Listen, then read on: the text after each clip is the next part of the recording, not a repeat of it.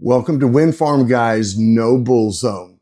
Wind turbines are so loud they'll keep you up all night. Pure bull. Modern U.S. turbines produce about 40 to 50 decibels at 1,000 feet.